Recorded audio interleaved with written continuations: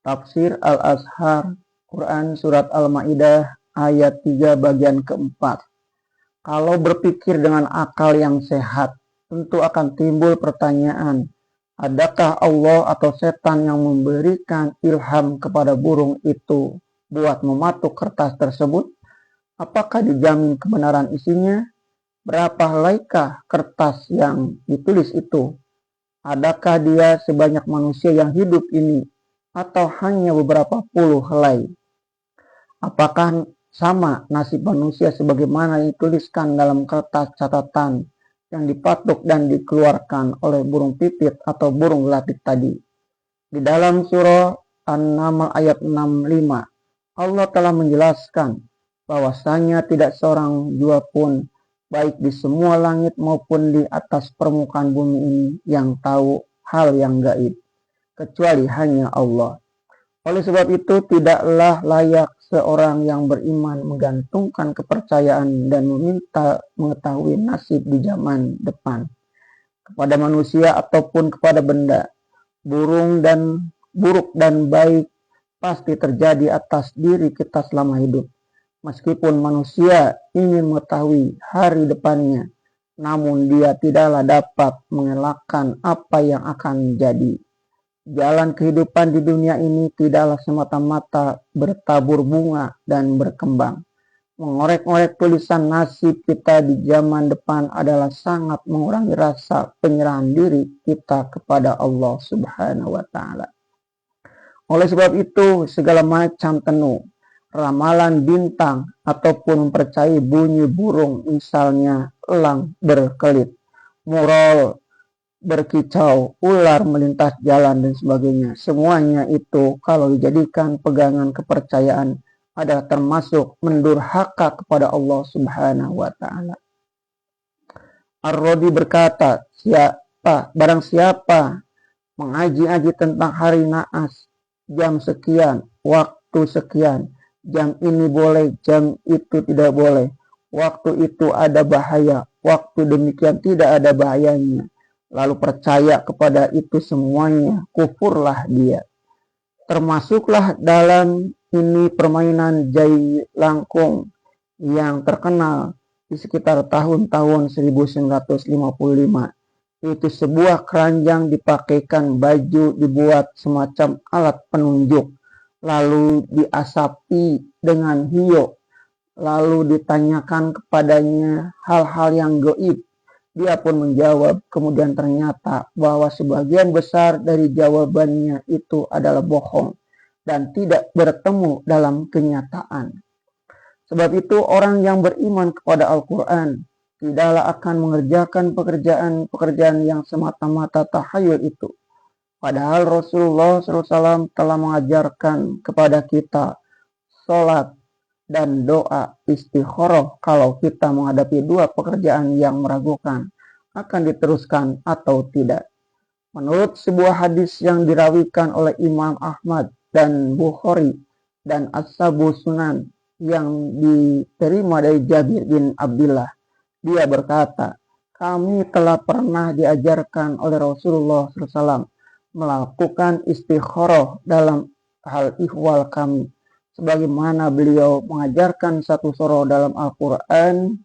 Maka Nabi berkata, apabila seorang kamu merasa sulit suatu perkara, hendaklah dia sholat 2 rakaat yang bukan sholat fardu.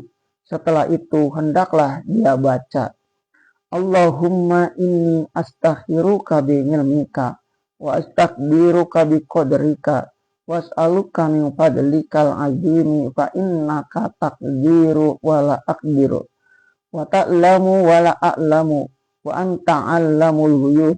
Allahumma in kunta ta'lamu anna hadzal amra yusammihi bismihi khairun li fi dini wa dunyaya wa ma'ashi wa akibati amri ajilihi wa ajilihi faqdurhu li wa yasirhu li summa barik li fihi wa in kunta ta'lamu annahu syarrul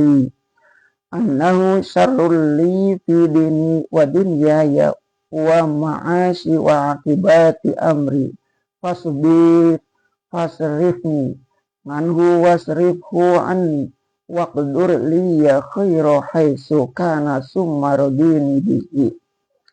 Ya Allah, sesungguhnya aku mohon pilihan Engkau sendiri dengan ilmu Engkau dan memohonkan kekuatan berkat kudrat iradat Engkau, dan aku pun memohon demi kurnia Engkau yang agung, karena yang maha kuasa adalah Engkau, sedang aku tidaklah berkuasa, dan Engkaulah yang maha tahu, sedang aku tidaklah tidak tahu apa-apa, dan Engkau adalah lebih tahu segala yang gaib.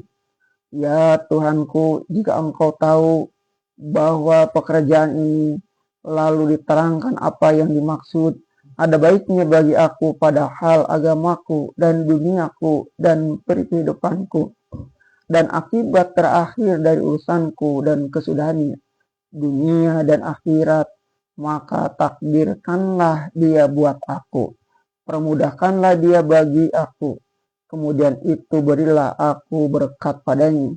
Dan jika Engkau tahu bahwasanya dia adalah buruk buat aku dalam hal agamaku dan duniaku dan peri kehidupanku dan akibat pekerjaanku, maka sudilah kiranya memalingkan aku daripadanya dan memalingkan dia daripadaku, bagaimanapun akan jadinya. Kebaikan jualah kiranya yang Allah takdirkan buatku, dan ridho Engkau jua yang aku harapkan. Hadis riwayat Imam Ahmad, Bukhari, dan As-Sabus Sunan.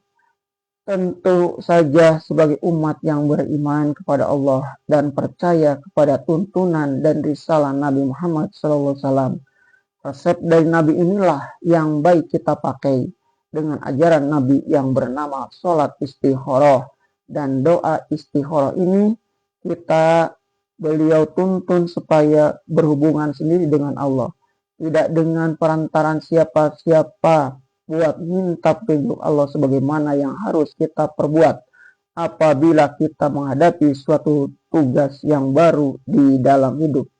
Asal sholat dan doa itu kita kerjakan dengan khusyuk, niscaya Allah akan menunjuki jalan, dan inilah yang baik kita kerjakan, bukan menanyakan nasib kepada tukang tenun.